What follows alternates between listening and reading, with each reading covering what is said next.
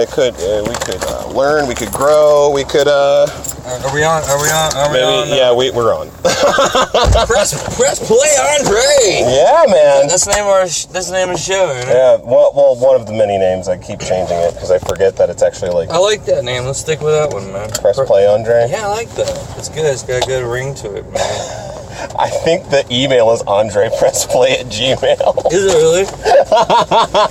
Press play Andre. It does have a phonetic, and then it does. And then at the Stick end, with that. At the end, you have like the name to remember. I liked it, man. When I said that's a great name for a podcast, man. I like that one.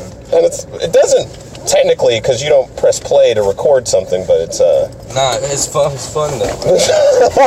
Record doesn't really rhyme with that many things, I find. No, it doesn't. What are you? Record, I'm bored. You know, I'm going to record because I'm bored and I'm sick of these whores. What are you?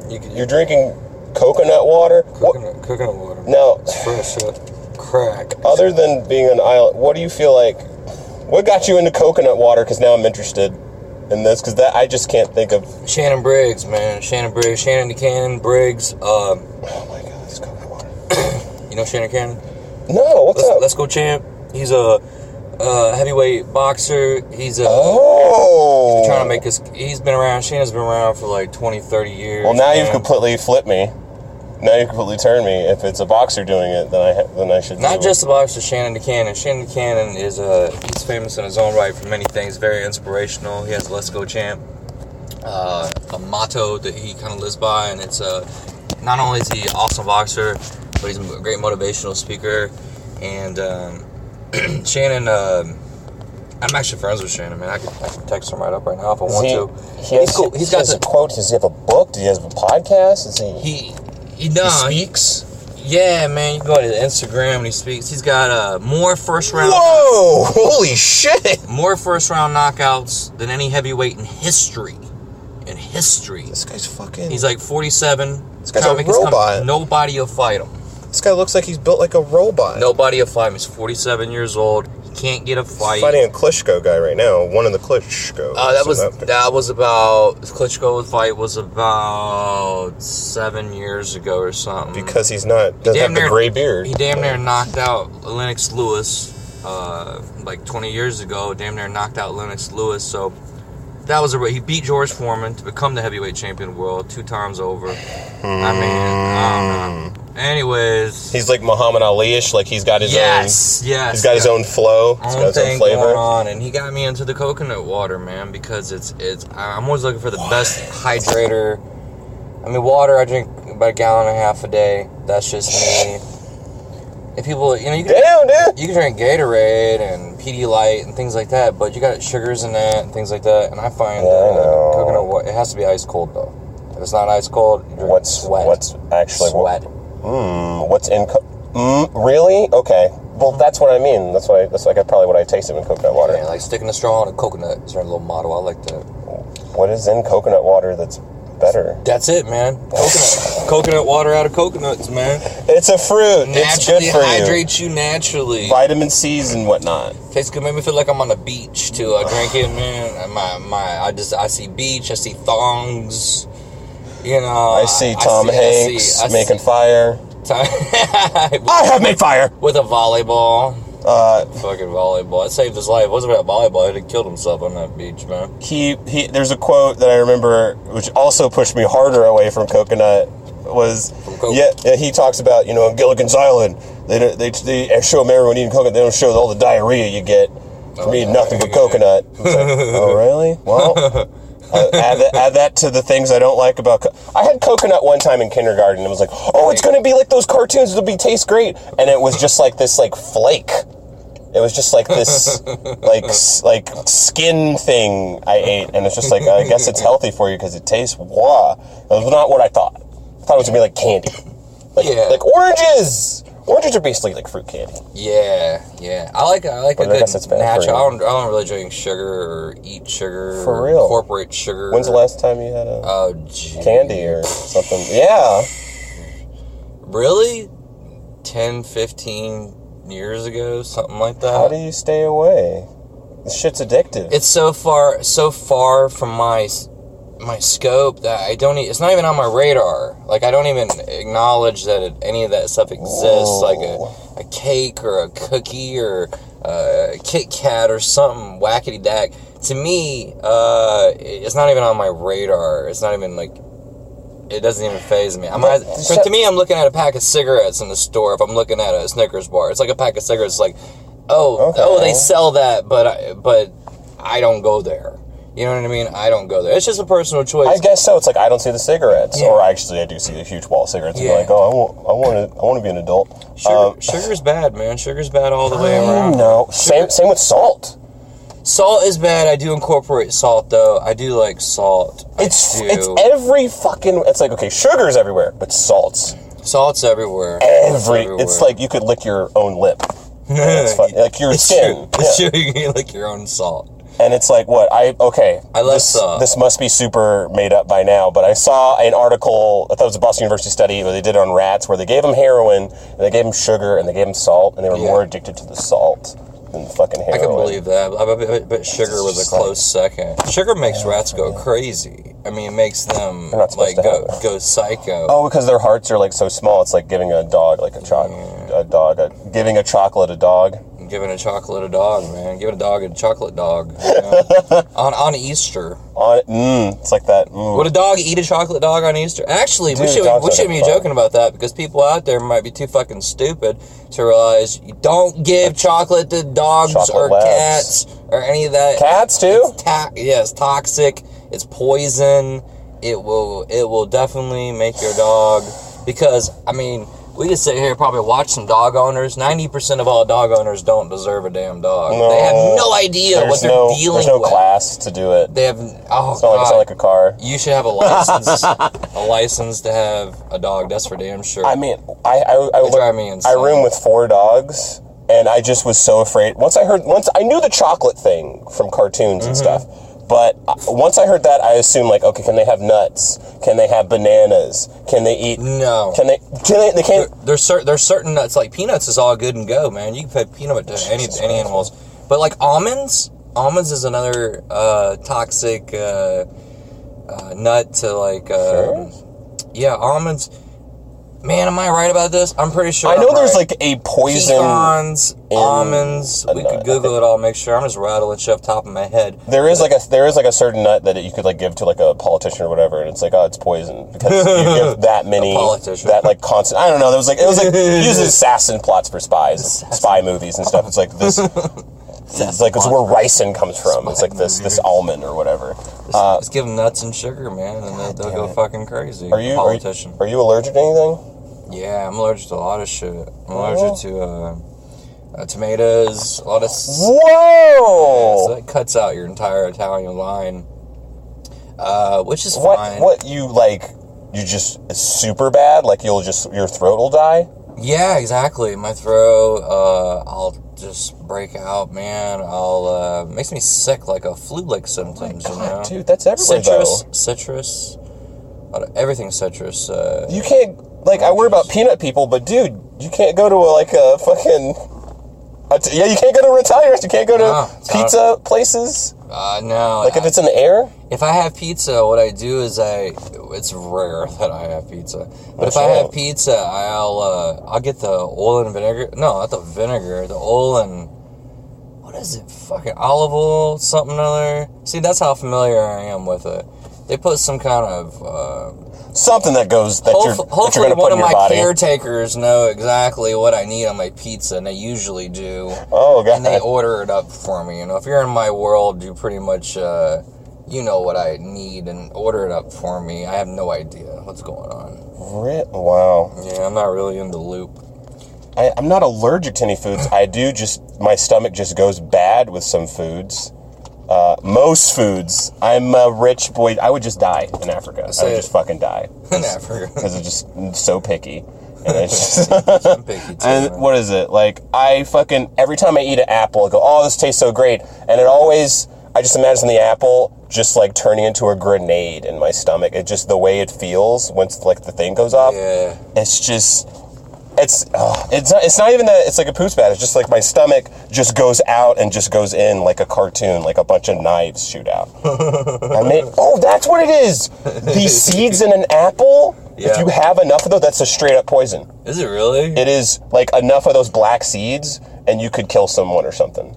You should tell Shane Beyonce that, man. He can use it for his sets, man. I'm sure he can incorporate that joke in there somewhere. I'm sick of that. You know what I hate? Fucking Appleseed, that Johnny Apple guy. I hate his guts. No, but he hates things that are good. He doesn't hate things that kill people and are bad. He hates He hates coconut milk. He hates coconut water. He does hate coconut. I like Shane. He comes a whole different perspective, man. I like that. It's cool. You stay on your toes, man. I actually noticed a lot of other comedians are. I don't know, man. I don't want to get into comedian talk. No, yeah, it happens. I see comedians somewhat. Fuck it, man. Let's move on. What do we got on the... Yeah, let's go on to the things that... No one wants to hear. No one wants to hear all the inside scoops. Okay, listen. Yeah, there's a lot of iconoclasm. A lot of like, hey, there's a sacred cow, let's kill it with comedians. And that's, they want to chase that. But then after a while, you look back and you go, oh, what'd I do? I just looked at all my old fucking... Not all of them, because I can't. I looked at one of my old fucking videos from like 10 years ago. Yeah. Of when I'm doing like a talent show in college, and it's just fucking like, I want to do a Hannah Gadsby thing where I go back in time and quit comedy on that stage then. That's a good thing though. That's actually a great quality right there that you have right there, because I do that shit all the time. I'll listen to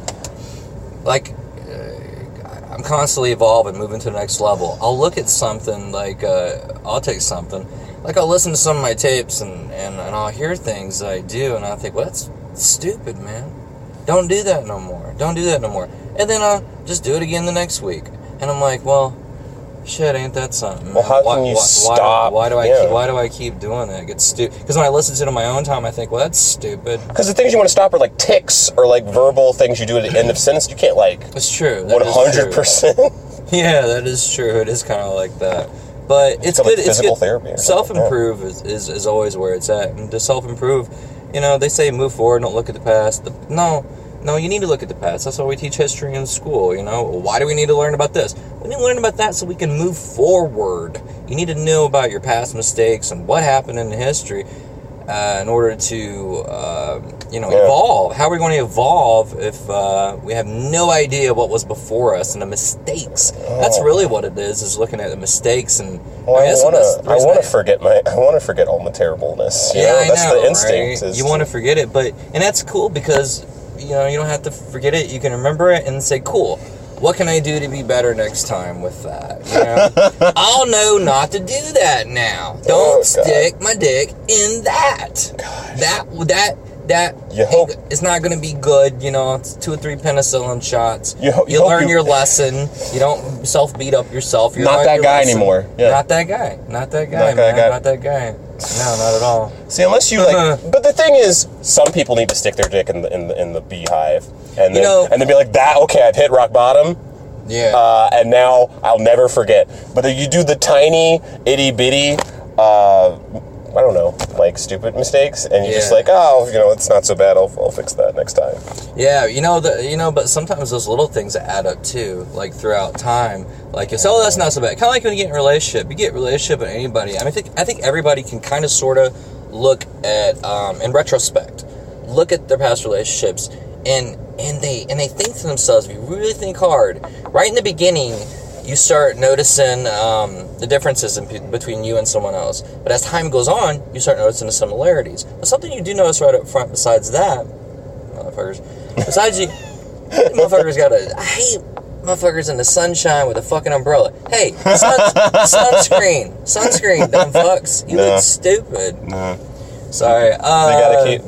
Where was it headed, man? It's a parasol. No, in the beginning of a relationship, you'll notice that you'll immediately see what you don't like and could possibly end the relationship. Out of it. When you're the referee. When you get way far out of it and the relationships end and this and that, you always look back and say, you know what? I glossed over that shit initially.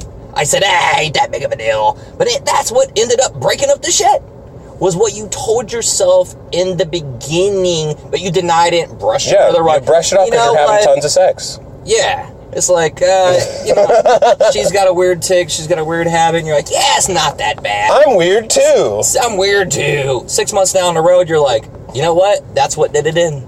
That damn thing that I scoped out at the beginning of your relationship is what finally cracked it. And whose fault is that? That's you knew. It is your fault. You knew. Yeah. And hopefully, you grow from that and you move forward and say, you know what? I knew that. So a lot of times now, and that's where jaded comes from in life. I think that's where people get jaded at, because they didn't start out jaded. They got jaded through personal experience, and then they get to a point to where they meet somebody and someone, they say, hey, how are you? Doing good. How are you? Oh, did you hear the way he said hi? No fucking way. Let's stop that boat right there. I've been down that trail before. Whoa, you got crazy ass jaded now. Yeah. Now somebody can't even say hi to you right, and And you just think like, oh, everybody thinks this way. It's like, no. You don't have enough. You don't have enough distance, or you don't have a referee in your head going like, wait a sec, back up. This isn't. This is going to be helpful moving forward. You don't want to stay this way. You don't want to be Mr. Touchy on every subject. Yeah, exactly. You want to be free, and you want to give people a chance, and you want to move forward. But oh boy, messed over so many times, or things going south. You just kind of like, you know what? I don't even care to give that person a chance. I don't even care to talk. Sometimes I look at people and say, look at their fucking shirt. No fucking way I'm talking to them. No. Anybody wear that damn shirt? No way. Oh, yeah. You know what I mean? I used to be horrible when I was in, like, high school. I'd be like, a girl might like me and say, hey, Tracy likes you. Tracy. Who's Tracy? She sits next to you in social studies for, like, last year. I'm like, oh, shit, let me start paying attention to Tracy. Look over at Tracy, she's got these fucked up earrings on. I'm like, you know what? Ain't doing Tracy and her fucked up earrings. Yeah. I mean, looking back, it's really kind of stupid, because you're like, you should have fixed it, Tracy, she was cool. She was cool. She had other things going on that you couldn't see immediately. She had things going on, but I couldn't get past those earrings. That's what I'm doing now. I want to get off Tinder and Bumble. Get off, yeah. Because you only get 3 pictures, and you're like, how, you fucking idiot, why'd you pick this as your picture? It's like, well, because she didn't pick a good... Have you dated girls off Tinder? Have you actually met and go out with and maybe... shared ice cream with, I just need to, like, cut out that part of my brain that wants to reach out. Just hang out, because this whole thing of trying to date and trying to get connected with another opposite sex is just fucking for the birds, man. It is. It's man, I'm so much better at just hanging out. Hey, you want to watch a romantic comedy? You want it with all your friends? Sure, I'll go with that. I don't mind. But the whole thing of, like, I'm trying to impress you, and you're trying to impress me, and I have to do a conversation that's like... That's stressful, man. That's real stressful. I have no interest in, like, going on a normal date or whatever. I don't think I've been on, like, a real date since I was, like, a teenager or something. I don't think so. Not like a real, like, let's go have dinner. What do you do? Oh, that's neat. And you try to act interested, because most likely, chances are, I'm not interested in your shit. You can't be real. I'm not, me and my mom, and we were down, and I'm bored within the first, like, 10 seconds. I'm like, Jesus Christ. Or the interview. I don't like the interview of a date where they're like, so what do you do? Where do you go? What you into? Well, I was into a girl right before I got to this date, but now I don't know. Like, I have no interest in being interviewed, and, like, you feel like you're on, like... Yeah, you're on an interview. When you're hanging with your friends, none of that happens. None of that happens. It's all just even if you don't have the same, like, fucking interests, you guys find something to fucking do and talk about. That's not fucking exactly. Not fucking feeling like you're being put on a auction stock. I hate that. I hate being interviewed. I hate being asked 1,000 questions. And chances are, I'm not going to ask you a lot of questions, because, let's be honest, I don't give a shit. I really don't care. Most likely what you have to say, I'm not just interested in. You know, unless you, I mean, you got to be one spectacular chick to get my attention where I'm like, whoa. We put down my water here and what's spectacular? Like a NASA scientist, like a fucking something like, different, man. Finding the genome. Something different, something interesting, a whole different perspective. Chances are, if you're like a musician, just date a musician, then just do that. A musician. Yeah, they think outside the box. I do love thinking outside the box, but most people are pretty boring, man. I get real bored. I'm not good at chit chat, you know. Maria Bamford has a great joke about that. She goes, I'm not real good at chit chat.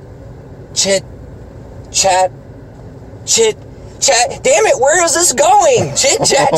You know, first like 10 seconds, I'm like, all right. It's just fluff. It's just candy, yeah. It is. And then it doesn't, and none of it means shit. Because when you actually get in a relationship with somebody, how often do you look back at that first date and go, that was all lies and bullshit. Yeah. That was all garbage you told me. No. You told me this. You told me that. This is not what I signed up for. You lied to me. You did. But the exciting person that you're going to be with isn't really the person that is good for a long-term thing either. Like the boring person may be good for the long-term thing, though. Could be.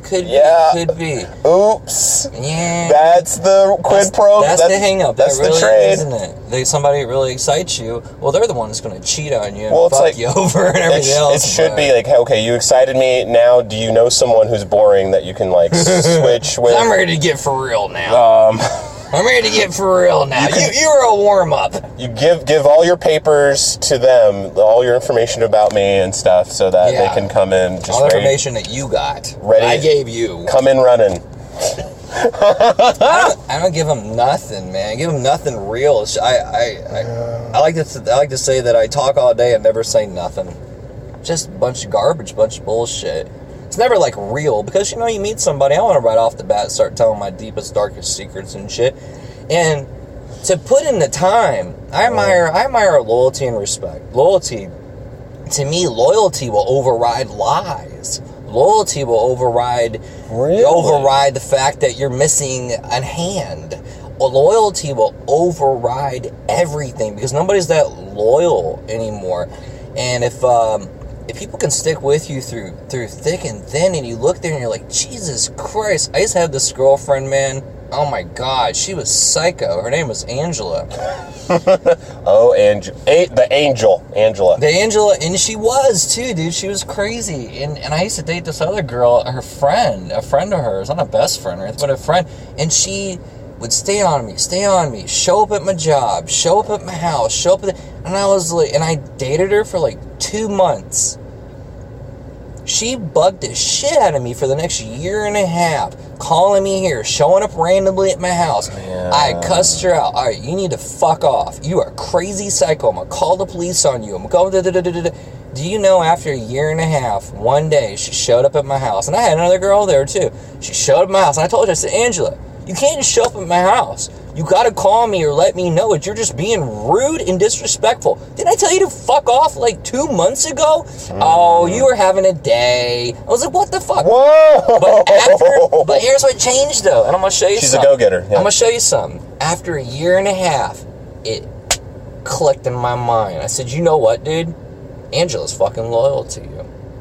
She is fucking loyal to you. And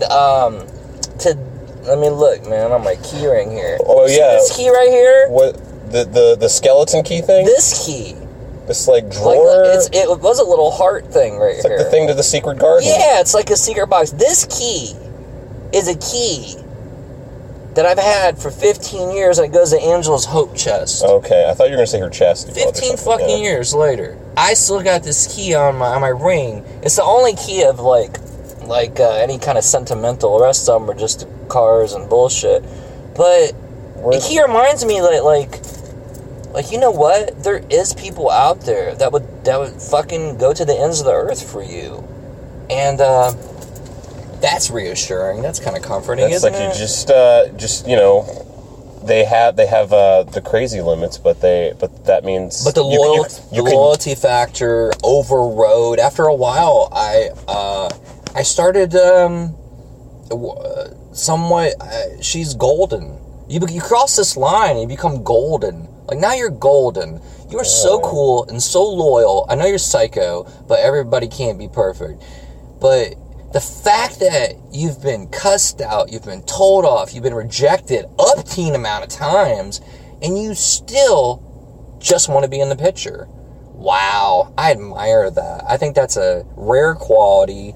We need more of that in the world. That'd be really sweet if girls today, I don't know, girls today like that. Is, I doubt it. I always worry when I see that. It's like, oh yeah, she's my ex. It's like, from 8 years ago. It's like, she still like hangs around with your friend. Yeah. Yeah. It's like, what? The loyalty will override everything, man. Fucking, you talked about loyalty, like, you can look over lying. Yeah, I'll look over lies, man. If you're supremely loyal, and then I found out you lied about some serious shit, sometimes you say to yourself, you know what? She did lie about this and that and whatever the case may be, but damn, that chick is loyal, man. Or a friend. It could be a guy friend, too. Just not only girls and stuff. I mean, guy friends, too. Where you think, not that they're going to lie to you about anything. They're not trying to impress you with anything, man. There's nothing to gain. They're like, no, dude, they're not trying to impress you with unless, they're in charge of a show or something. Yeah. Yeah. And they're in charge of a comedy show. Yeah. Well, I was thinking TV show, but hey, why not? Yeah. God, I hear this a lot. It's like, oh, yeah, I want a friend, or I want a girl that'll lie for me in court. It's like, no. Okay, I'll go with that 100%. I so don't. I do. I want a friend who will go up on the stand and put their right hand up and say, that's all lies. Knowing that you all lies. Killed the whole knowing that you killed the whole people will say, he was at my house that night. We were watching Lion King. I remember specifically. Oh, wow. I mean, and you're sitting there, that would be great, wouldn't it?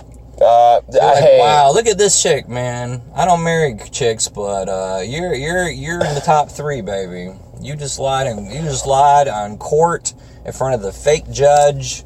All stand for the honorable suck-a-dick. Hey, let me tell you something, man. Weren't all judges prerequisite? Weren't they lawyers at one time? Had to be. And now they're honorable? Mm-hmm. When the fuck did a lawyer become honorable? After years of experience.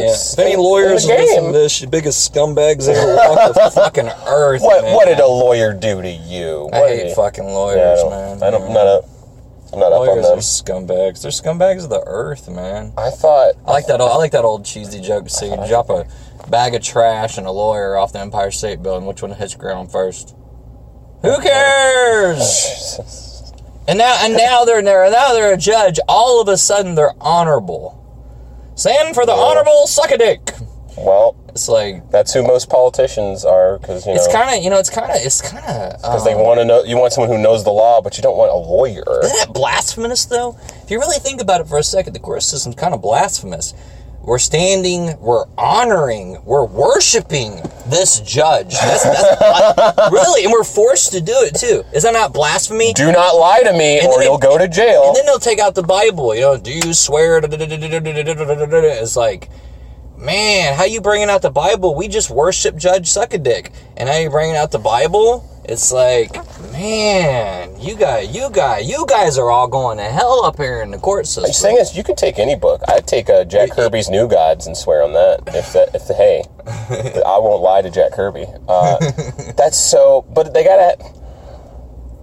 I want to know how other countries do that shit, because it can't be just everybody is like, hey, you gotta worship, you gotta kiss this guy's, because you gotta kiss this guy's dick, because if he just doesn't like you, if he thinks that your music taste sucks, you're fucking up a creek already. Yeah. God damn it. I wonder how other countries do that. I wonder if they have the judge system and they'll figure it out. They just cut off your hand, man.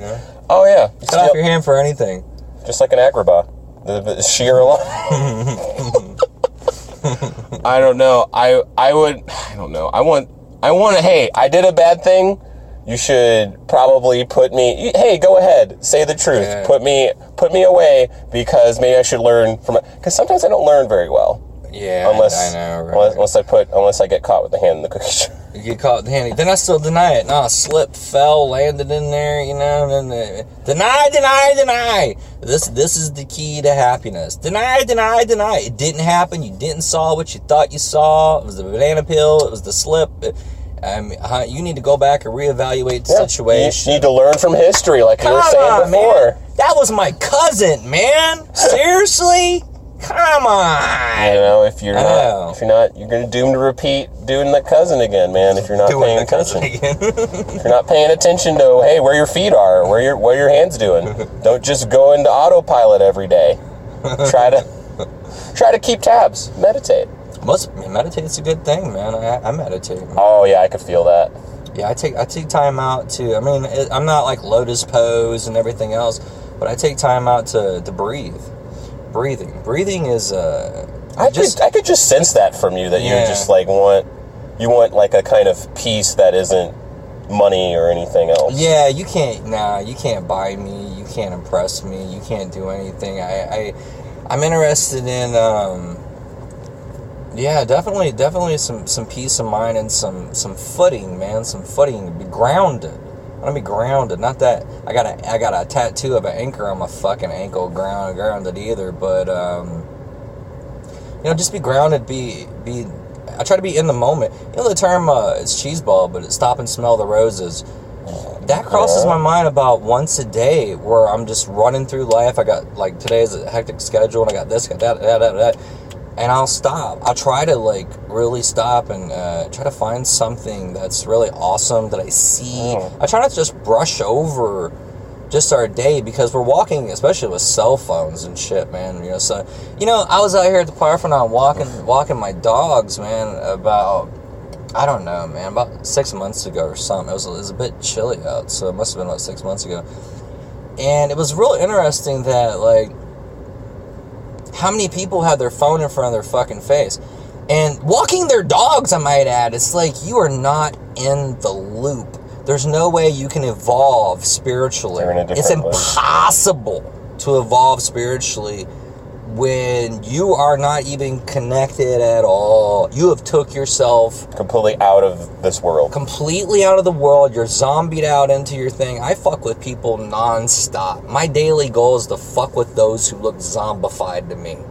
Fuck with them. Try to make them laugh. I like this. Try to just see if there's any spark of life up in you, or because when people ask like, how are you doing, they just go, it's like, I was like, so really you're doing fine? It's like, and then they go, wait, what?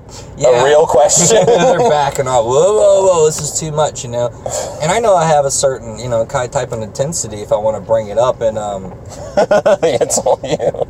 Like, I realize that, man. I realize you're not putting it on. This is you. Yeah, man, and I turn it up, man. I want to spread stardust.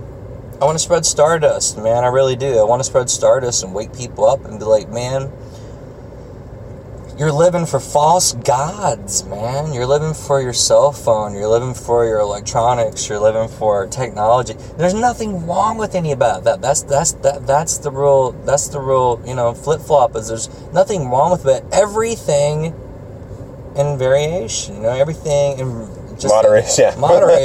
Or maybe shit's changing. The variety. We're all going to be cyborg transhumanists because we can't live. Can you imagine not having your phone and trying to do this meeting? It's true, though. It really is true. So, I'm really caught in the center of, my dad lives out in the woods, man. God damn it, I want to do that. My dad lives on 40 acres out in the woods, retired, and lives in a cabin, dude. Out in the woods. Has no idea what's going on with Korea. He has no idea. He has a landline. If you call him and he's on the phone, it's He has a fucking landline, and he follows a map, no GPS, follows a map like a pirate. And like on one hand, you're like, come on, dude. He's like, why don't you just mail me some pictures? Oh man, I got to go down and print those up, Dad. I got to do this. But on a flip side, I admire that. I admire that a lot, because you can call him up and he's ready to talk, buddy. He's been philosophizing. Yeah, he's missed out on a whole bunch of bullshit of elections, of celebrities and stuff. So he's not and what has affected him? Nothing. Like, just him. Nothing. He grows. He grows. If anything, he grows spiritually. He grows mentally. I give him a call right now, and I guarantee he has an hour worth of some deep thoughts going on. Gazing into the woods and coming up with theories, and it's really mind-boggling when you think about it. So I'm caught in between that, man. I'm caught in between I want to have that option to just turn the senses off and just go into the woods, but also I want to know, like, hey, how does Japan deal with stress? What are we evolving with when it comes to fucking computers or like cameras and all this other cool stuff?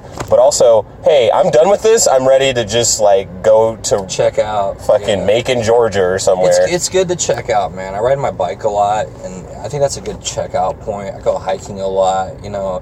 I work out a lot. I work out like every day. It's like your brain is actually supposed to do that. That's where it's like the creative juices and everything that's where you're supposed to. Yeah, I ride my bike and I'm thinking of jokes and scenarios and what interests me. Mostly what interests me. When I started thinking about jokes, that's my number one thing is, will I be in the pocket to the end of this joke? Do I have interest in any? I was talking to the pocket. I've heard this like a week ago. Yeah. Staying in the fucking like. Yeah, staying in the groove. I was talking to a comedian the other day, and I was telling him a story, and he was laughing, and he goes, "Why don't you do that on stage? Why don't you get up there and tell these stories and all this stuff on stage?"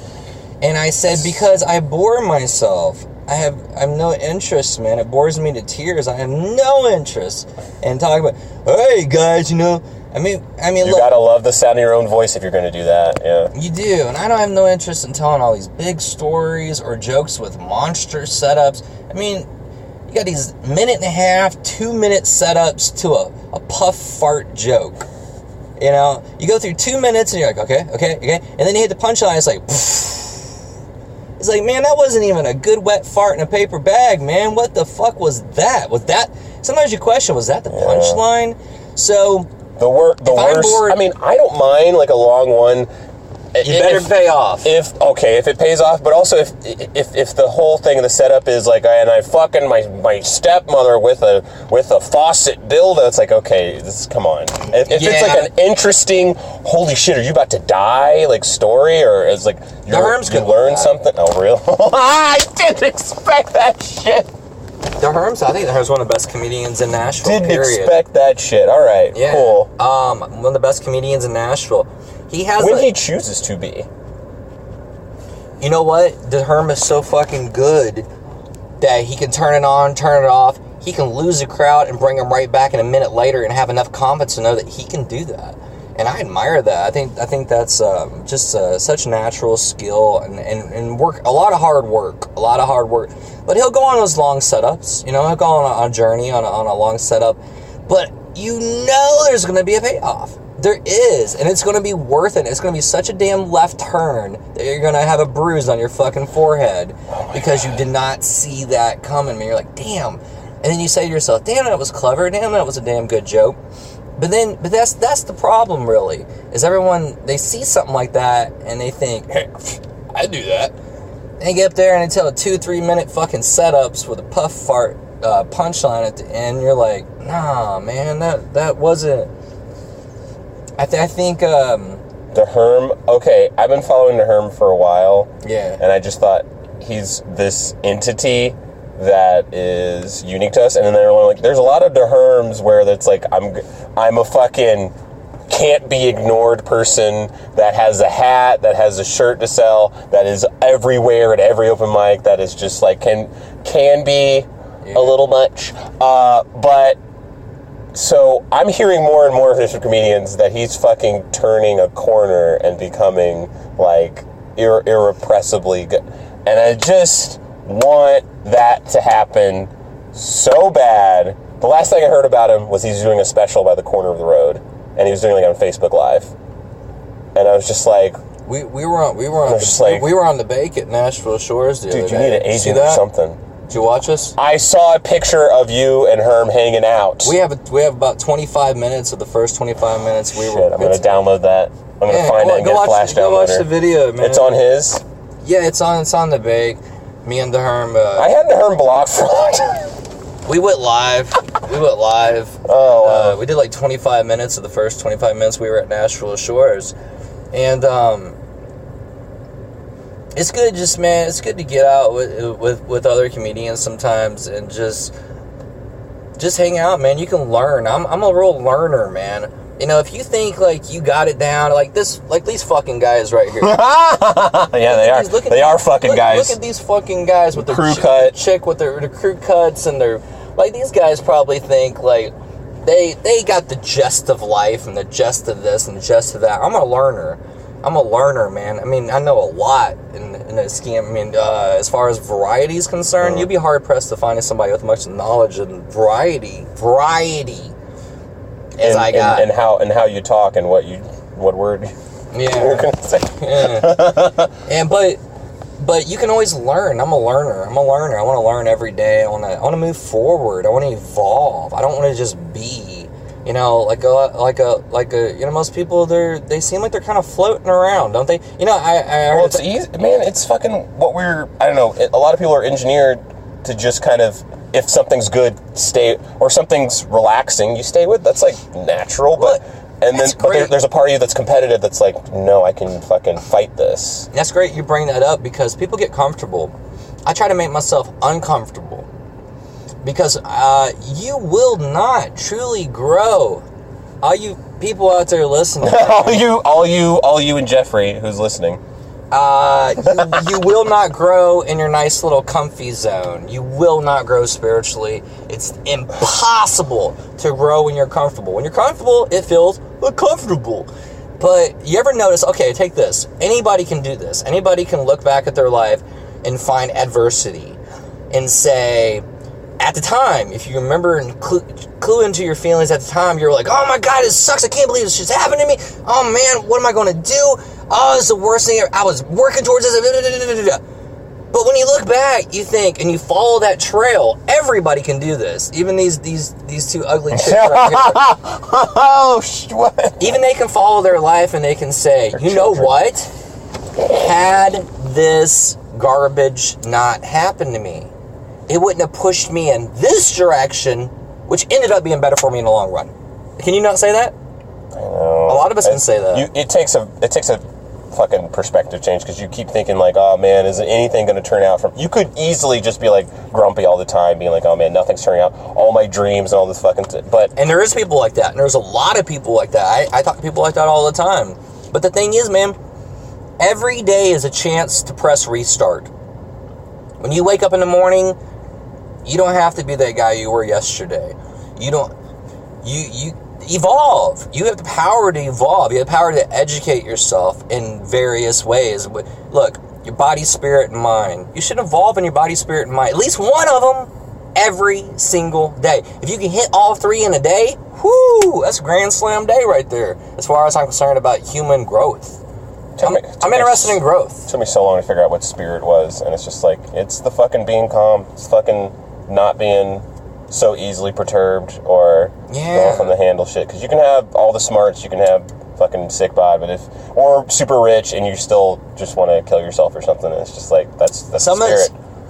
Some of the stupidest people I ever met, man, were people with master's degrees and their doctorates and their all the doctorate and the crabs and all that. Those people. Absolutely. If you ever try to have a normal conversation with a fucking doctor, man, it's like, and you think you get kind of scared. You start talking to them, like they're from space. Yeah, man, and it's like, you know what, dude?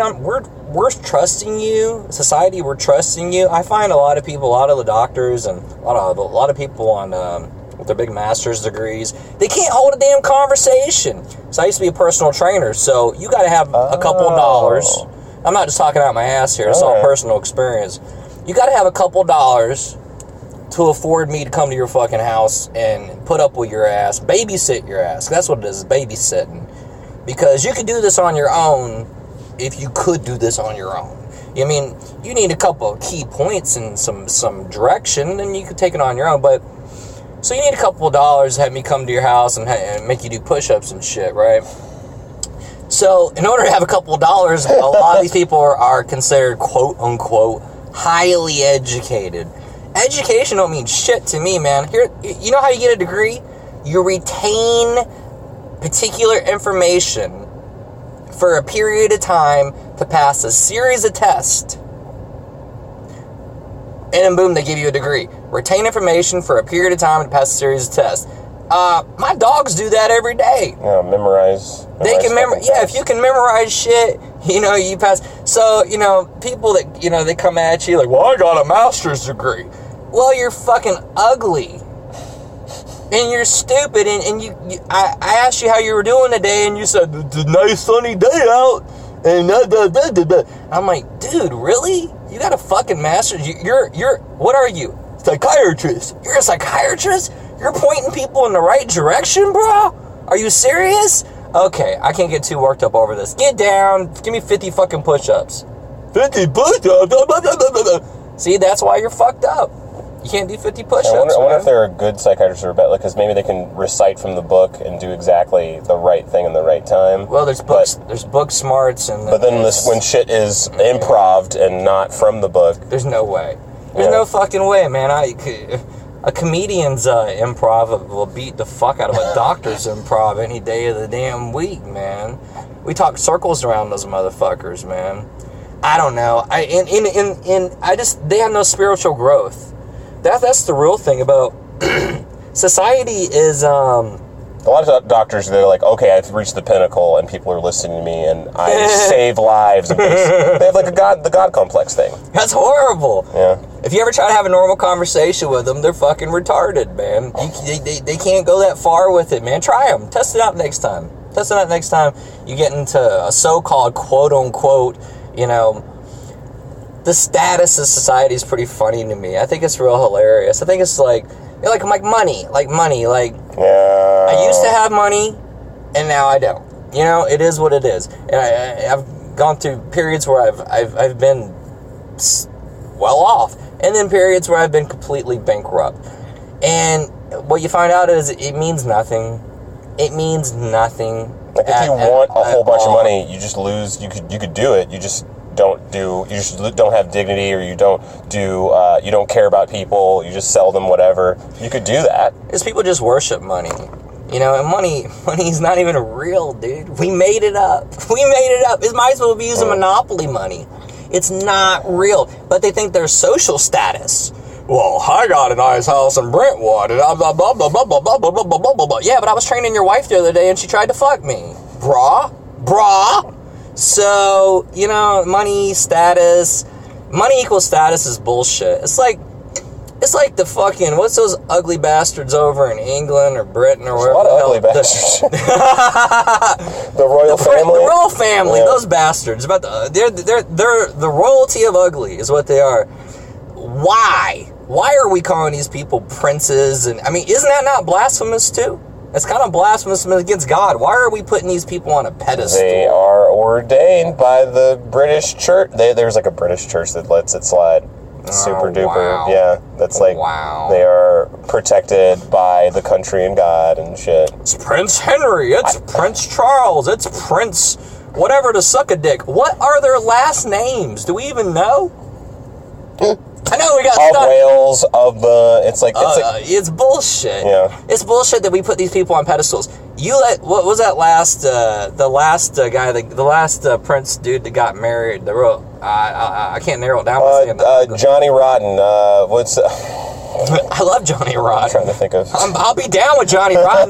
They kicked him out of England, man, because he was like, God save the Queen, man. And he says that he had to move out. He's America because he was getting beat up and messed with and everything else because people take it so serious, man. Like, imagine this. Punk rock, yeah. Punk rock, man. You get some. Hey, that's your price of admission. Getting a little tag. Yeah, but you can't do that shit. Like here in America, people talk shit about Trump all day long. Go over there and talk shit about the Queen verbally. See what the hell happened to your ass. Yeah. You'll be in some trouble, man. Headbutt it. They love the headbutt. But the kid that got married, that chick or whatever. First off, That kid's ugly as fuck.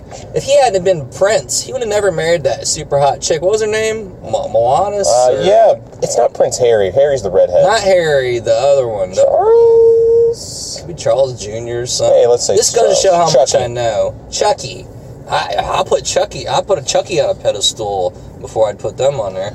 You would. But, it's like the world shut down when that motherfucker got married. It's the royal wedding. You had ladies wearing these crazy hats here in America for the wedding. It's like, why? What have they accomplished?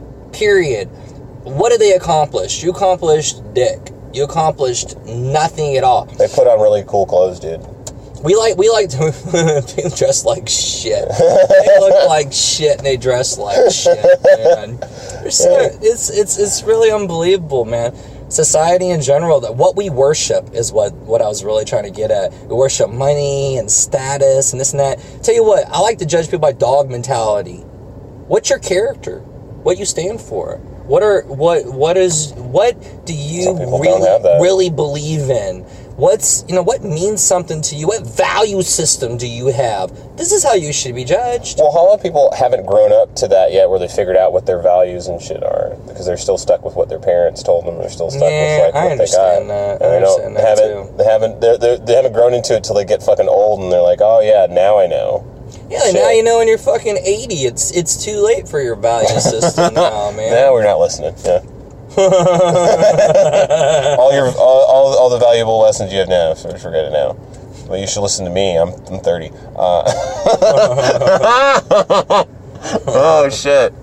Oh man. Okay. Where are we at? I think.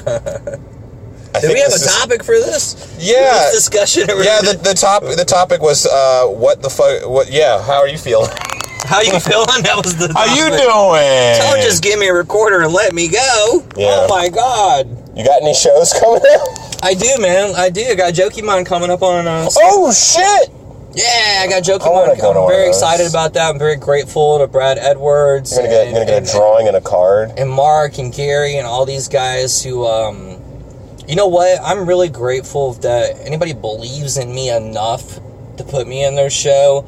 I'm just grateful. I'm against it's me versus Allison Summers, who I honestly love. I think Allison is beyond talented. She's just mind-blowing. Yeah. I've seen stuff out of Allison just where I was like, so good, so good. Very charismatic. Confident. She's so good. She's so good. So I'm really grateful and really looking forward to Jokimon on Saturday, guys. Come on out.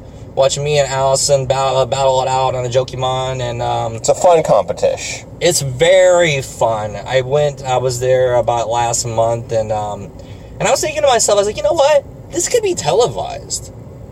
I mean, that's how good and sharp and fun of a show that is, because of everyone involved, and it's just really, really good. So I got that coming up Saturday, and that's Saturday when.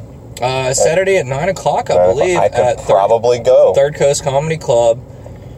And that'll be my first Jokimon. Once I first heard it, I was like, what the fuck even fucking happens? I saw cards and people's skills and shit. It's weird. I looked it up. You can't just, look it up and figure it out. You gotta actually go. And when you go, you'll get it. And you're like, this is really clever. This is really good, you know? And Brad Edwards is the host, and we don't need to say that Brad Edwards is, the funniest people alive. He should have a TV show. He should definitely have a TV show. It's and pretty clear. Sean Parrott would be there working sounds.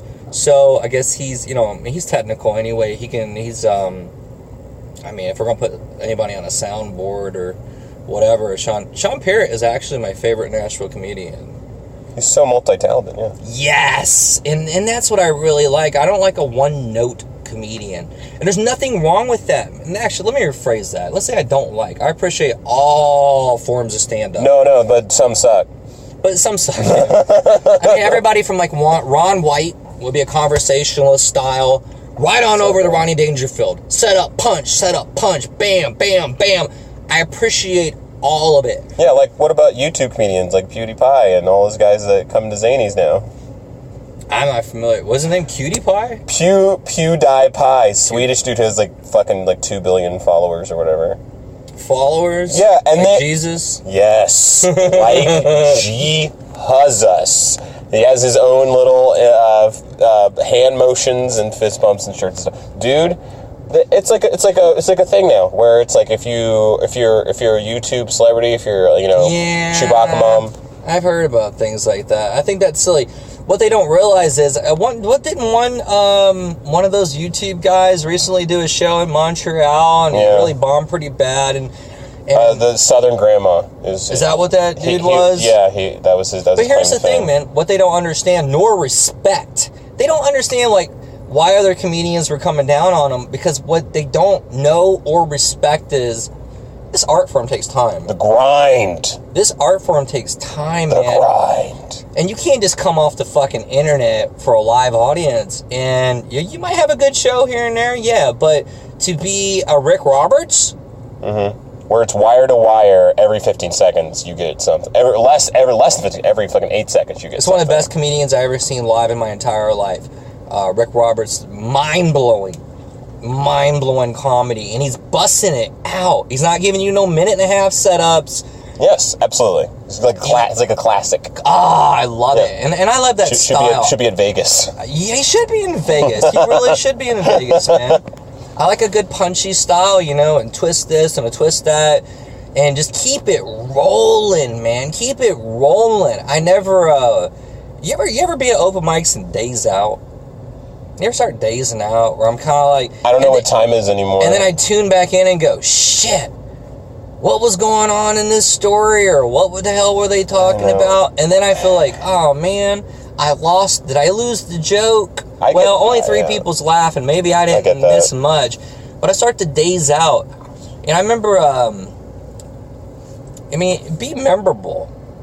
Try to be memorable. And I don't mean acting out or whatever. I think that probably comes from birth. Be memorable, man. I don't think charisma can be taught. I really don't. I think you're kind of born with that. And if you can have enough intellect to take that and run with it, oh man, you could fake putting on a character, and that has something to say, but like genuine, like everyone wants to look at you, fucking, and even if you're saying fucking nothing, everyone's like on your every word, like an Andrew Dice Clay type of thing. Yeah. Andrew Dice Clay, you know what I really love about Andrew Dice Clay? Genuinely have turned around on Andrew Dice Clay. He's fucking... He is lost among today's comedians. Andrew Dice Clay realized this. It's performance art also, people. Remember that. Not that you got to get up there and do a bunch of act outs and faces or whatever the case may be. But it's performance art. And it's so much more interesting. Like, I could watch Netflix, and I'm not going to name no names, but I'll watch some Netflix, and I start dazing out on these guys. And these are polished acts. I start dazing out, and I'm thinking of, whatever. And then I see what you mean. I question myself. I'm like, why were you dazing out on this person for? Because you know why? It was a guy on stage telling jokes. It was a guy. Just a guy. Average guy. And that's fine. There's nothing wrong with that. There's nothing wrong with being just a guy on stage. I'm talking about... But my preference... you want capital letters. I'm gonna spell something. I saw him perform at Zanies, and I've been doing it ever since. God, his walkout was insane in that he walks out to the left of the mic, to the right of the mic, then gets behind the mic, puts his hands together, kind of like expecting it up and down, touches it, adjusts it, looks it back, and everyone's like on it, like, whoa, what is it? Yeah. What's about to happen? And then he grabs, it's like, I've been trying to do that. And it's like an interesting, like, people are like, oh shit, is he about to like flip this in the air, or what the fuck is happening? But he's got your attention. He's got your attention right off the bat. And Andrew Dice Clay is one of those charismatic characters. He's charismatic as it was. He realized that. He came out, made it work for him, and put on a show. Man. I mean, and you're honest every word. If anything, like him or love him or hate him or whatever, you want to hear what he has to say next. It's fucking... You're in the pocket right there. You're like, okay, I'm with you. I'm with you. Riding the lightning. I'm with you. Let's roll with this. Yeah, he gets in the zone. Corn cobs up the ass. Okay, Andrew, I'm with you. keep it rolling, man. I didn't quite get that last joke, but oh, dude, if he feels the audience to get a joke, he will like punk them into getting it. Yeah. Until they're like, okay, yeah, I guess that is fun. But that's confidence and experience, man. I mean, you know, he's so confident. You ever heard When the Laughter Lacks? I was about to bring that up. Where he's talking about an hour. Bullshit. Gonna get an hour back.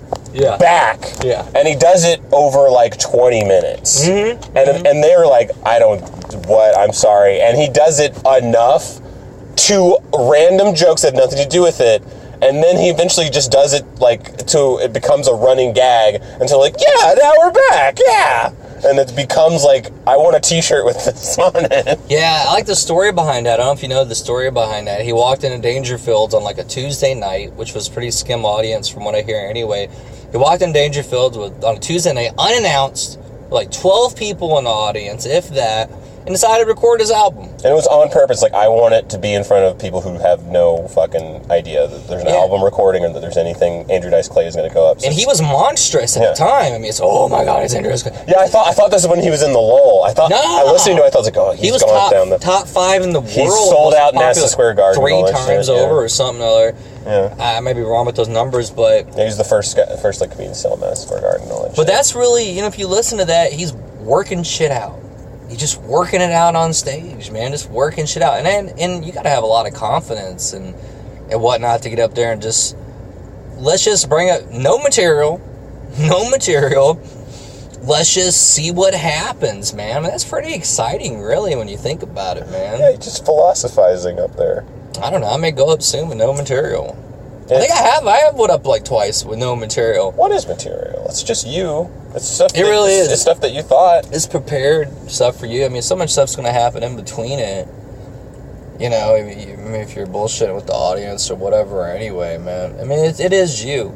You need to have a loose plan, though. I think you need to have a loose plan before It's always good to have punchlines or at least like a parachute joke to ride. It's like, okay, everything's going to go crazy. Then you could trust yourself. Did you ever see TJ, man? TJ Miller? I don't know his last name. He's this guy, and he's kind of crazy. TJ, he's the one that would do the speeches on America. No, what's up? You never saw him at that? Oh, man, well, that whole thing's lost. This guy, he used to be coming to open mics. He would go to Third Coast. Oh, okay. He'd show up at Belcourt Taps. He'd always want to go up last. And when he'd go up, he'd put the microphone and the mic aside. Never use a mic. That was like, I think that was a metaphor for anti-technology. You could tell he was like, okay. Big. He had a. I asked him, I was like, can I get your number? And he says, I don't have a phone. Oh, okay. So, okay, yeah. All right. So he puts the technology aside, and he gets there and goes, let me tell you something. This is damn America. And after I get out of this right here, I'm going to go out and I'm going to get me a double cheeseburger with bacon. You think you go to Russia and get a double cheeseburger with bacon? Fuck no. This is I know this guy. Okay. Yeah, he's like a long-time comedian who's trying out like a character thing, I think. What? That's what Brad Sativa said. That he's like, is he like kind of blonde hair, always has like a hat. Yes! This guy, Brad Sativa, was like, what? He's been at it for years and got bored and is trying out a fucking new type of comedy that he hasn't done before. Okay, that's the super... Same person? The super rumor that I'm spreading. I saw him at the Roast the Host, and I was glued. I was glued too. I was like, I don't know if everyone's on board. The other night he was spilling his beer on the front row as he was going through his speech. He's real physical, and he was spilling his beer all over the shoes of the people in the front row, which was pretty cool. Anyways, but that guy had, I'm sure he had no plan. He got up there. It looks like he's winging it to me. And he's fucking hilarious. Yeah, he was talking about the people. He was just talking about the people that came before him. So there's no way that was prepared. Yeah, when I saw him. Yeah, and he talks about America a lot. When America's a great country. I talked about. He said he saw the nuclear war, and he said the best thing that we can do. I like that he went up there and he says, "I'll tell you what your problem is right now. The best thing you can do is take your TV and throw it out the damn window." And he got into that, and like I get that. I understood like the thing. You probably hit my fucking car right here, man. Shape it up. You and your way too big. What's that say in the back? Just married. Oh, just retarded. Oh. National rifle. Just got retired. Now watch this motherfucker. motherfucker. Just got married to his gun. Make sure this motherfucker don't hit my car right here. No, he's waiting for us to get out. And then he's going to be like, all right, it's coast clear. Fuck him. Newlyweds. Why would you brag about that, man? I'd be ashamed. You can't get the sticker off. That's what it is. It's a sticker, though. We're newlyweds. Oh, so you're admitting to everybody that you're straight retarded, man. Roast. Straight retarded, man. Jeffrey out here roasted, folks. Do you have any inspiration comedians that you're following that you're like, oh shit, I gotta step up? Red Foxx, man. Red Foxx? Red Foxx is my favorite comedian of all time. What I like about Red Foxx is what we talked about earlier about diversity, man. I've probably covered everything Red Foxx has had since I was a kid. I didn't just jump on the Red Foxx train. My dad got my dad's favorite. Hot, yeah, he's so hot right now. It's like, I know, right? If you're in Red Foxx, that's you, dude. That's all, yeah. If my dad got me into... Watch this guy. Here's my fucking car. Yeah, buddy. Yeah, buddy, and your... Jesus Christ, look how he's dressed. You going to Bible study, buddy? It's blue-eyed devil. Not there's anything wrong with Bible... Oh, my God, look at that chick. He's bragging about marrying her? Yeah, man. Jeez Louises. Everybody's got to have somebody. I'd rather be by myself, man. I'd rather be by myself any day of the fucking You know, there's a difference between being lonely and alone. But hey, you know, I know you don't eat candy, but that's why there's different flavor Skittles. You know, that's fair. Something fair. Jesus Christ. No, I'd rather be alone and be dragging out. No, Red Foxx, what's up? Red Foxx is awesome, man. You know, because he's... You know, Red Foxx, you know, his history, if you really read a lot about his history, but just his stand-up alone. I've seen him do party jokes, murder it. I've seen him do crowd work, murder it. I've seen him do conversationalist style, murder it. Straight up, just set up punchline, tag, maybe, murder it. Across the board, he's the most rounded comedian I've come across ever. I mean, if you look at his whole catalog, and he's killing on every form of comic style. That I really admire. I like diversity. Yeah. It's like, we give too much credit to people that ain't shit. Like, let's take Michael Phelps, for instance. Right? The swimmer dude? Yeah. The greatest Olympian that ever lived! Yeah, Hulk Hogan, yeah. Okay. Brother! Sorry, you were Brother! you could do that. That would be good. That would be a good cosplay. I could do Hulk. I love Hulk Hogan, man. He's awesome. I love old school wrestling. I like Randy Savage. Yeah. Oh yeah. My stepmom used to date Randy Savage before. Shut the fuck up. Before she was my stepmom, she dated Randy Savage right when he was coming off the independent circuit and going into WWF. She was dating him right around that time, and the very first question I asked him as a kid, I said, does he talk like that? She goes, absolutely. Yeah, man. She's like, in bed, everything, whoa, too much info, all right, I don't need to work here. Oh, yeah, some good stuff, yeah, boy. He was probably like that as a kid and stuff. Yeah, he probably been like that since he was a kid. But, Michael Phelps, okay, man, don't take nothing away from the guy. Guy goes to Olympia. He wins 100 medals in swimming. Wow, whatever. You won a medal for swimming.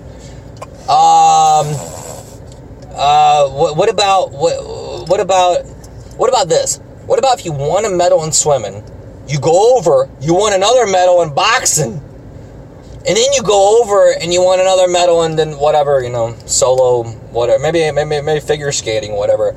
Then you are the greatest Olympian ever lived in my eyes, for sure. Who else has done that? Other than like Nobody. Jim Thorpe, or like, you know. Who? Because Jim Thorpe was this Native American guy who fucking did lacrosse, basically invented pro football, baseball. He was decathlete. He fucking did like anything he touched. Basically, he could fucking do to the best of his ability. And like, there's no video because it was before that. And so like the stories are all that people have about him. There's a movie, Jim Thorpe All American, where he plays himself in it. And it's no, wait, there was Burt Lancaster. No, anyway, there is a movie where he plays himself in it. But yeah, there's not fucking an athlete who's just gonna fucking like do the specialty sport, especially now where like the bar of dashing and javelin throwing has all been raised probably. But I bet Phelps could fucking MMA me pretty good. MMA. like people keep talking. I keep hearing discussion like, oh, what if LeBron did it? It's like, he'd be a fucking beast, dude. There's no fucking doubt. Well, that'd be great, man. Like we had he just doesn't want to get hit in the head. What was it? Bo Jackson. Bo Jackson's impressive. Bo Jackson, man, he sprung around from sport to sport, and he did pretty good. But not even sport, but just in general, like people in general. Like, if you ask this guy right here, what do you do? First thing that comes to his mind is, where do I work? What's my employment? That's who I am. Well, that's kind of weird. I mean, I do event bartending. Am I a bartender? I'm many things, We always get classified because of our jobs, which is insanity to me. Yeah. But really, though, I see why. Status, because if you was to ask this cat, what do you do? He's like, well, I'm a foreman at a construction thing, whatever. Okay, that's cool. What else you do?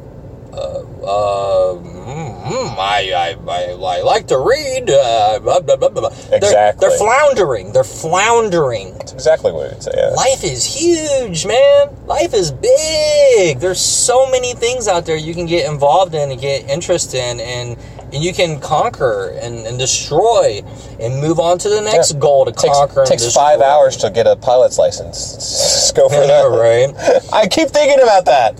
Oh, I need to do that. Oh, it's scary, man. I don't know. I wouldn't want to fly a plane at all. If you could have you'd have someone next to you who knew what they're doing, and then you'd do it a little. Because that's the best thing about it is that there's a fucking dual control thing, just in case anything goes fucking pear-shaped. I guess like how when you're first driving a car, right? I want that car. They got the car with the foot pedals over there, and the instructor guy. What does he got? A brake? Does he got a gas pedal? He has a brake it's connected. He has a brake that's connected, no gas pedal. Gas pedal. And a wheel and a brake, and it's like that's all you got, man. That's all you need. You're not gonna need an emergency. And also the gear shift, I can just grab it. It's fine. Yeah. I like a diversity, man. I like comics that have a lot of diversity too, man. To get there and they're switching styles, they're doing this, they're switching topics. I mean, some people would talk about the same old shit. I'm this, I'm that. You don't know all their abilities, all their foibles, or all their weaknesses. Yeah. Maybe they don't have no more. Maybe that's what they have to offer, and they're capitalizing on that. And there's nothing wrong with that either. But, ooh, baby, what's up, honey? She's going for a nice little run around. Seems like she's running to her car though. In a hurry. She's not happy. She's running to her car. She's got someplace to be. Her mind's on other shit. Yeah. Speaking of other shit, I gotta go to Belcourt. I have work, but also I want to squeeze in a movie before I go to work. Oh yeah, man. Yeah, they're showing Bo Burnham. Speaking of multitasking, Bo Burnham directed a fucking super stellar movie apparently called 8th Grade about a little girl who's like basically has no social life but has an amazing internet life, and she's trying to figure out like why the fuck she can't have friends and a social life if she has all these fucking friends online and shit. Hey, that's a really good concept. That's something. You know what? Mm-hmm. Damn, look at this redhead over there. Jesus Louise. Now you got my attention for the first time in an hour or something here. Now you got my attention, honey. Oh, wait a minute. She turned around. Oh. No, she doesn't have to. Hey. And that was a butterface. Hey. Everything looks good, butterface. Hey, you're not a blind dude. You're not going to be deaf holding her face. You're going to have blind stuff, dude. Blind and deaf holding her face. I think that's a good concept, man. About the 8th grade. Right, yeah, that. About the 8th grade thing. That's a real good thing, man, because you know what? Online and real life is totally different. And everyone has an online presence, persona, like performing for people.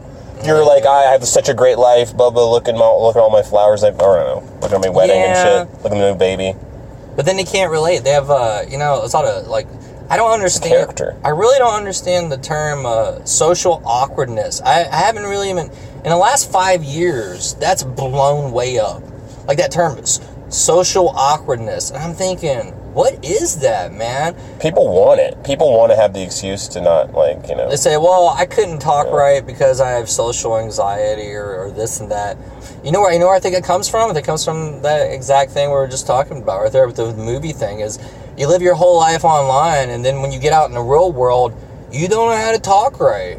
You don't know how to talk right. You don't know how to communicate with people and this and that. So I try to limit all my online work. I try to, not that I'm trying to get out and talk to people. I felt like I've talked to enough of these bastards. Oh, the personal training has kind of changed you? Oh, yeah. Yeah. I'm glad I don't do that shit anymore. Damn, dude. But I may make, you know, when I find I need some money, you know, I may take on a client here and there, but deep down, no, I'm not that interested at all, man. Damn, dude, really? No, not at all. I'm not interested in babysitting people. You sound like me when I talk about shooting wedding videos and stuff. Yeah, you know, people think it's cool. I think it's embarrassing. I thought it was embarrassing to be a personal trainer, man. It's like, I don't know, man. It's like you could do so much more. You do so much more, but money's money, you know, and unfortunately... You know, a lot of military dudes, a lot of fucking, like, former, like, athletes do that shit. Yeah. Eddie George is probably... Well, I accidentally got into it. When I was boxing when I was 17, and I got... Oh, really? I've been boxing since I was about 17. Shit! And I got asked to... I got asked to stay over. I boxed for the YMCA when I was 17.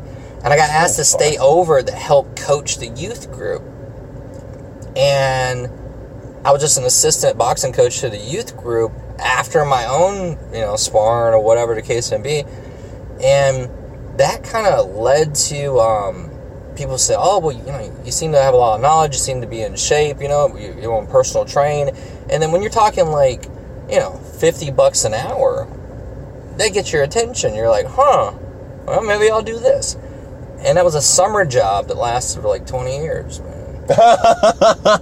It is. I know, right? But when I think of it, I think of upper class level, like, hey, I'm ordering a masseuse and my personal trainer. And it's exactly. I remember I asked a lady one time, I said, you know, you asked your goals. So what is your goals? Why did you want to incorporate a trainer? Well, I have a masseuse, I have a cook, and I realized that I have a trainer, and blah, blah, blah, blah, blah, blah, blah. I was like, and okay. my friends have a trainer. And my friends, they have a trainer, blah, blah, blah, blah, blah, blah, blah, blah, blah. Yeah, okay. And then you realize, all right, you know, this person, they're not going to accomplish anything, man. They're not going to the Olympics. They're not going to the Olympics, dude. You're just not going to make it, man. I have goals. When I'm training now, I just keep imagining if I have to fight someone to protect my mom. So I do boxing stuff, and I just like that lets me like go. Oh, I gotta go one more because you know they're coming at. But you know the good part about what you just said is you have a focal point. You have that end point, that focal point. Like with goals, you have to have an end result. This is what I'm going towards. This is my mind frame. The mind frame is I need to really get in shape because I got to protect. Like I understand that. I totally get that. And like boom, that gets you through your workout with that focal point goal. You know, a lot of people say, I want to do this, I want to do that. How are you going to do that? Don't know. Or what do you hope to accomplish? Blah, blah, blah, blah. You'll get nowhere. You're going to get nowhere. Or you'll do it once and won't come back. You do it once, you won't come back because you have no direction. You'll never accomplish any goals unless you have definitely a focal point of, here's my destination. Here's where I'm trying to get to with anything.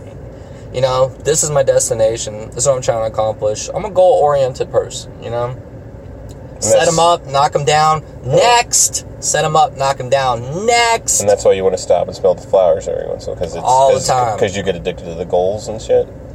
I want to stop and smell the flowers to be grateful. If we're grateful, we're often. You ever notice we're often trying to get to the destiny so bad that we miss all the cool shit along the way.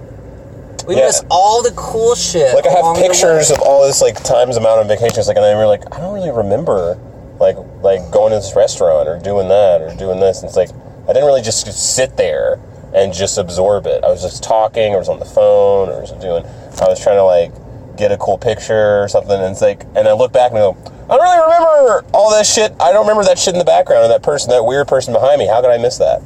Yeah, I know, right? That's the whole stop and smell the roses thing is, you know, the journey is just as good sometimes, and sometimes it's not just as good. Which makes the good stand out. You know, the easy part about boxing is the actual fight. That's the easy part.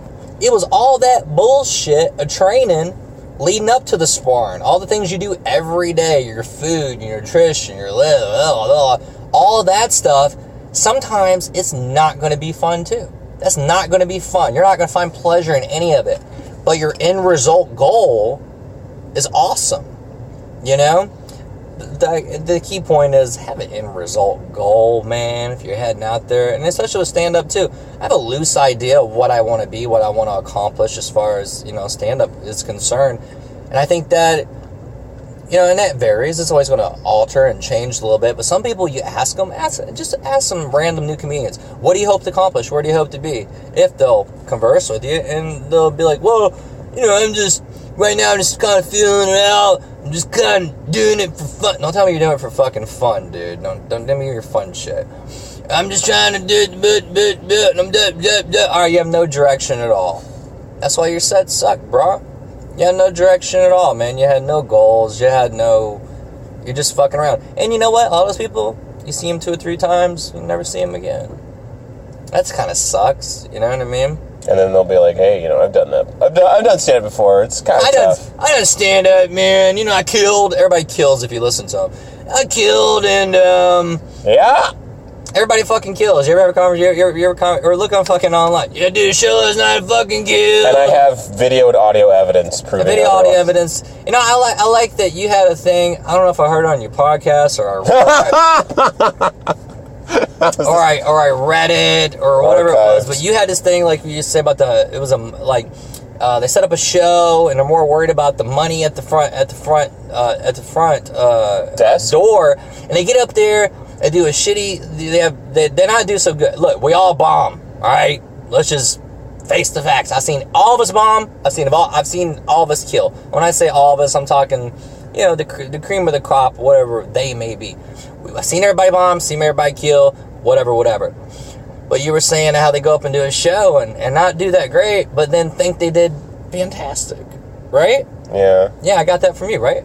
Yeah, hey, I've said something similar a lot of times where someone goes up and it's like, yeah, I think, and it's not even that they ended well, not even that maybe they began well, but it's just this idea of, well, no one got mad and no one yelled out, so it was good. Or it was at a fucking loud bar, so they have no idea what the feedback was. And that's horrible. And I hate that too. And there's been some places, we're not going to name no names or whatever. Oh. There's been some places that, you do sets and you go back and listen to it and you say, okay, this was a total waste of my fucking time. I got 0 feedback here. 0 feedback. And then you have some people, no names, that'll say, stage time. I've been on fucking stage since I was born, man. I'm on stage right now. This is stage fucking time. What do you need stage time for? Dude. Yeah, that completely changed my head when I realized, stage time doesn't equal just automatically being good. You need time to research. Yes! You need time to relax. You need time to, have a relatable life. Yeah, I mean, look, I'm not downplaying stage time. You need to get on stage, just that. But getting on stage to a place, a bar that they don't give a fuck. We've all been there. The audience don't give a fuck. They don't care if Aaron Weber himself comes up there. Yeah, Aaron. Aaron Weber rocks. Aaron, you better not get up there. We don't care. But they don't. I next to the stage, Aaron Weber. I'm like, hell yeah! I'm jumping out of my seat, right? But you go to a regular bar, and I seen Sativa at a place. No names of the places, of course. I seen Sativa at a place doing grade A material, bomb, just killer shit. And the audience, they just don't care. And to me, it's like, I don't want to go to those places, man. What is in it for me? My feedback's 0. They're not interested. If they're not interested, they're not interested. Okay, here's something that happened. Look, my recorder has recorded me for 14 hours when I've fallen asleep after an open mic with the damn thing. And then all of a sudden, while I'm talking with Jeffrey, it completely cocks up and stops at 1 hour and 23 minutes in. We're getting into comedian talk. We ended up talking about, positive thinking and fucking being not being a grumpy negative Gus, and how he doesn't want to be, the big takeaway I got is how he used to be, not a motivational speaker, he used to be a ton of shit. He used to do film school, he used to do all this other stuff. He had a job as a personal trainer, and it was like, I'm not doing that shit ever again. And I was like, wow, whoa, really? Because that's like it seems like a high elite paying job of like, I got a masseuse, I got a personal trainer. And he's like, yeah, that's what people say. It's like, well, why do you have a personal trainer? It's like, well, because I have a cook, I have a masseuse, and I don't have a personal trainer. So you have nothing. So you have no goals. People need goals. I'm a goal-oriented guy. Give me a goal, I'll fucking do it. And what do you do in comedy? Oh, I just want to do it for fun. Don't tell me that. Don't tell me that. Say you have a goal in mind. You want to have 10 good minutes. You want to get on TV. You want to make money. You want to do something. And when he said that, in my head I was thinking, oh shit, I've said that before, where it's like I do it for fun. I do it to kind of be more confident and learn about myself. I mean, underneath everything is, god damn, I wish I could do comedy as my only job. And then I learned that to do that, you'd have to be tour. It's like the amount of money you get paid. You have to be touring like a fiend, like a crazy person. You'd have no ability to, go anywhere. It's like you'd totally be a person of the road, which is what I kind of want to try. But in the end, I do want some stability. In the end, I do want to be like a writer on a television show with like a office with a bunch of other fucking dweeb heads. That'd be cool. Oh, he was a script doctor too. I was like, what the fuck? That's a job I want. That's a job that seems fucking awesome for a comedian. Punch up some shit. Yeah. And you talked about Kill Your Darlings and and Bo Schuster's Comedy Gym and how useful that is. I haven't gone. I have not gone. I need to go. The last Comedy Gym thing I went to was the Dusty Slay one, and it fucking was beneficial, I thought. I just liked listening to like people be like, nah, yeah, maybe, and be fucking serious about it. Possibly. It's like some stuff's helpful, some stuff isn't, but you won't know until you have someone else who is also insecure with a critical eye listen to it and go like, no, I'm not actually, it's not funny. It's like, it's interesting, it's catchy, or it's whatever, but the joke itself can't be a joke, so you gotta move on. Anyway, Jeffrey had a ton of interesting stuff. I couldn't shut him up. I couldn't get out of the fucking car because he had so many more things to say, and I wanted to listen to all of them. And I just saw fucking 8th Grade by Bo Burnham, which is the thing I talked about, and he was like, yeah, that's cool too, because it was stuff we talked about before, about how people are all in their phones. And the movie is about a chick whose like social cues are all on the internet, Tumblr and Facebook, and she has her own vlog that she doesn't think anybody's listening to, but it's for her own kind of, her own like pep talk kind of thing. Which is, isn't this what this is? This is kind of what this is too. Like I'll look back, I'll listen back to this and like be like, man, I was so down on myself. I need to be better. Or man, I was so positive. I need to be like that. See the state, the just entire state of me. The sheer state of Andre's estate. Good Lord. Anyway, I shouldn't have done that. I shouldn't have done English accent. It's fine. But it's fine. I'm sorry, Joe. I have a British person who works with me who is just like so adorable. Not just the accent, but just because of her. She's just a fucking gem. But it's also made me stop doing the cockneyed accent around. I used to do that shit all the fucking time at work when I was cleaning up. Oh, what's all this then? It's rubbish over here. You coming in here causing all this ruckus. You fucking rock and roller. I would do that all the time. Anyway. Any fucking way. Where are we at, love? Alright. Where are we at? Yeah, in 8th grade, it's fucking heavy, dude. The existential stuff they're talking about, and like, it's so amazing that, what is it called? Dramatic irony is in the fact that everyone in the audience has been in the situation, knows what the situation is going to entail and involve, but the character doesn't because they're young and they just don't know.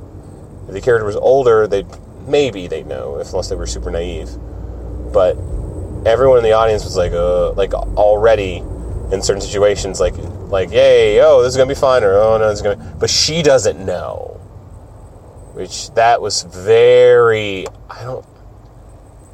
very intuned. I haven't seen a young kid movie do that, where it's like it lets the audience go like, yeah, you know this is bad, right?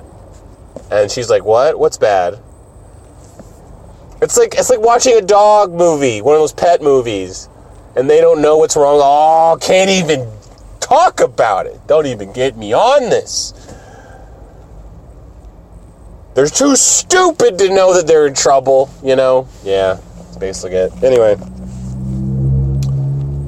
this is just an addendum. I'm sorry, Jeffrey. You did actually say some really cool stuff, and I'm sorry the thing shut down on you, and it shouldn't have. I don't even know why. I checked it every once in a while, and it was going. It's because I got a text. It's because did I get a call in a second? Even when I get calls, it still records usually. Anyway, okay. I'm going to add this to the end of it, and it'll be fine. And y'all should go out, joke him on, check out Jeffrey, man. The full name, you fool! Oh my God, you're a fool. You're an absolute maniac, 'cause you're going to put the fucking name. Jeffery C. Roxx. He looks like a goddamn...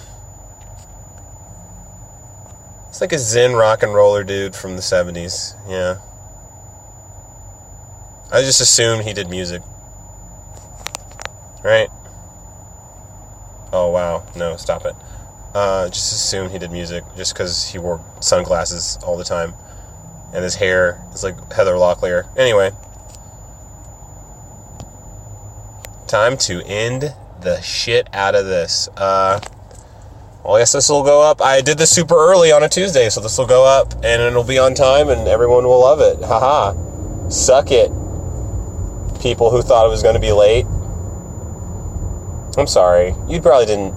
What do you expect? You know, this is what happens with me. So, you know, I'm sorry I said that. Listen, hey, you give what you get. And if I keep giving you late stuff, you're going to expect late stuff. So I'm sorry. I'm going to try to work on that. And I'm not sorry because, hey, my life's hectic right now. But I am sorry because you don't care. You just want to hear dumb shit for an hour drive or whatever you're doing. Who is listening to this? And when you're working out, that makes sense. But when you're like looking to be entertained or diverted from your own life, I don't know. How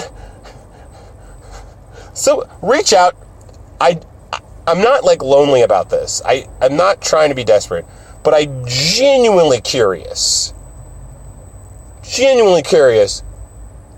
Who the fuck's listening to this? Email at pressplay Andre at andrepressplay@gmail.com. andrepressplay@gmail.com. Also, the thing where Jeffrey's talking about, hey, you got to try new things. You got to try. You got to dare. You got to be uncomfortable so that you can learn new things. Or otherwise, you're going to be stagnant and relax.